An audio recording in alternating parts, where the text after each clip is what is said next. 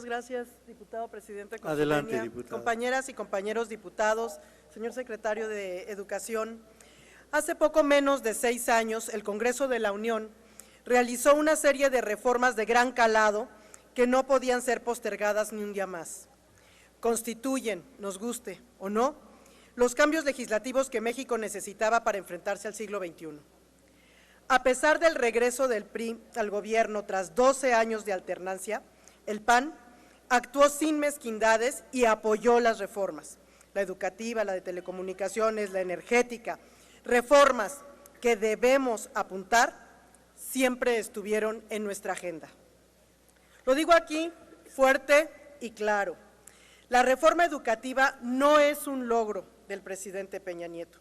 La reforma educativa se consumó gracias a diversos actores que participamos en su elaboración y aprobación, ciudadanos, académicos, expertas y expertos, la oposición legislativa en el Congreso, todos ellos, estoy segura, y me incluyo, estamos dispuestas y dispuestos a mejorarla y también a defenderla. La responsabilidad del presidente fue y seguirá siendo una sola: implementarla. A unos años de la aprobación de la reforma educativa, los legisladores que conformamos esta Cámara debemos preguntarnos cuáles son los aciertos y los errores del gobierno saliente para alcanzar los objetivos y fines de la reforma y cuál es el rumbo que queremos darle a la educación en México. Compañeras, compañeros legisladores, estamos frente a una disyuntiva histórica. La posibilidad de emprender un verdadero camino a la consolidación de una educación de calidad, es decir, revisar la reforma, perfeccionarla y observar su estricta implementación, o retroceder a las prácticas corruptas que hicieron de la educación un instrumento de negociación político-electoral de algunos líderes magisteriales o, dicho en otras palabras, derogar la reforma educativa. Para tomar un camino debemos antes preguntarnos, ¿queremos regresar al escenario previo a la reforma? ¿A permitir que las plazas se hereden o vendan? ¿A dejar que un sindicato tenga el control del ingreso y promoción de los maestros y maestras en el sistema educativo con base no en el mérito, sino en los intereses políticos de un pequeño grupo que los controla mezquinamente? ¿A no saber cuántos maestros hay? ¿Dónde están? ¿A permitir que un miembro del sindicato tenga 3 o 4 plazas y que reciba un salario sin nunca haber pisado un salón de clases porque está comisionado al sindicato? ¿Estamos dispuestos a perder la rectoría del Estado en materia educativa para entregarla a líderes sindicales que amenazan con arrebatarle a las niñas y niños y adolescentes mexicanos la oportunidad de un mejor futuro a cambio de poder político? Este gobierno tuvo tanto los instrumentos normativos como los recursos económicos para hacer la diferencia. El presidente Peña propuso y ejerció los presupuestos más grandes en la historia de México. Aprobamos un impuesto especial al refresco, cuyos ingresos se destinarían a que las escuelas tuvieran agua potable y con ello acceso a bebederos. El avance fue minúsculo a pesar de los miles de millones de pesos que se ingresaron a las arcas públicas por este concepto. Respecto a este tema, me gustaría saber ¿cuál fue el avance en materia de infraestructura educativa? ¿Cuántas escuelas de educación básica y media superior existen en nuestro país? Y en contraste, ¿a cuántas se les dotó de agua potable y a cuántas bebederos en este sexenio? ¿Cuál es el monto total ejercido para que las escuelas tengan agua potable y bebederos? Se ha dicho insistentemente que la reforma educativa es una reforma punitiva. Incluso en esta Cámara se ha afirmado que miles de docentes han perdido su trabajo como consecuencia de su implementación. Sin embargo, por más que buscamos datos en la página del Sistema de Información y Gestión Educativa, no hay ningún reporte de cuántos docentes han perdido su trabajo como consecuencia de la evaluación o por no haberla realizado. Mi pregunta aquí es justamente esa. ¿Nos podría decir cuántos docentes han sido despedidos con motivo de un resultado no satisfactorio en las evaluaciones o por no haberse presentado a la evaluación? ¿Cuántos maestros han sido despedidos por haber faltado injustificadamente 3 veces consecutivas? ¿Es cuánto? Gracias, diputada. Tiene la palabra para sus respuestas el licenciado Otto Granados Roldán, hasta por 5 minutos. Con mucho gusto, diputada. Le respondo la última de las preguntas que usted señaló. Primero quisiera recordar que no le corresponde a la Autoridad Educativa Federal proceder a las bajas de quienes han incurrido en los supuestos legales respectivos. Son las autoridades educativas estatales quienes tienen la relación laboral con sus maestros. Por lo tanto, de acuerdo con la información que nos han proporcionado hasta ahora 24 entidades, de un total de 538,000 maestros que han participado en este tipo de evaluación, los que han causado baja hasta la fecha son 1,373, o sea, el 0.2% nada más.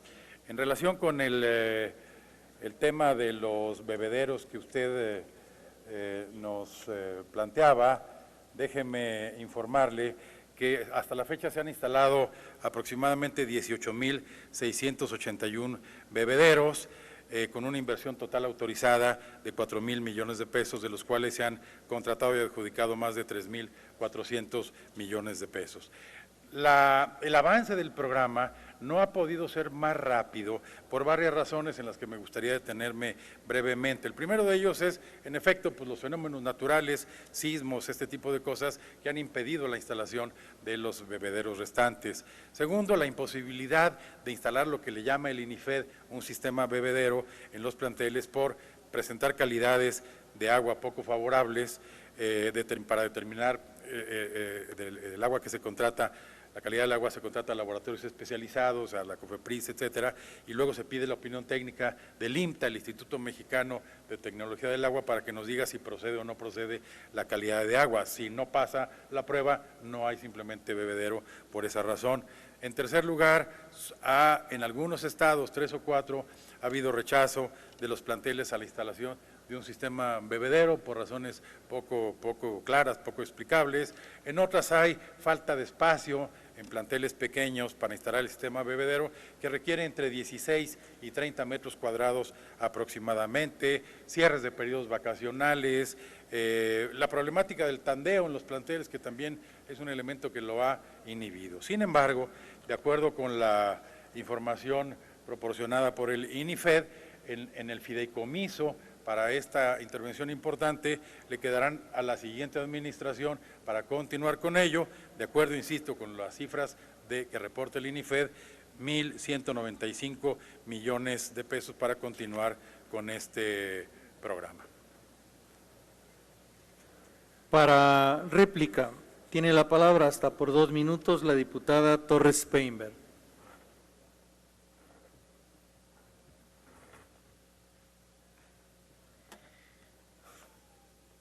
Realmente indignan las respuestas. Al día de hoy, señor secretario, las y los mexicanos hemos dado más de 80,000 millones de pesos por concepto de impuesto al refresco y seguimos siendo el país con mayor número de niñas y niños obesos y diabéticos en el mundo y en la OCDE.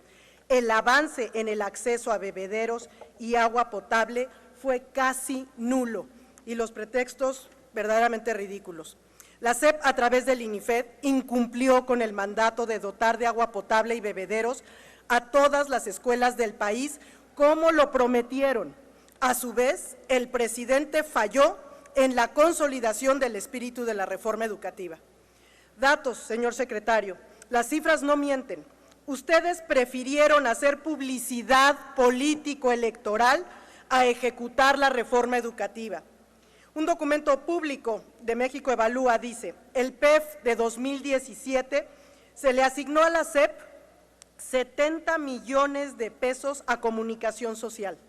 Sin embargo, gastaron 1,963 millones de pesos, o sea, un sobreejercicio del 2,700% en publicidad.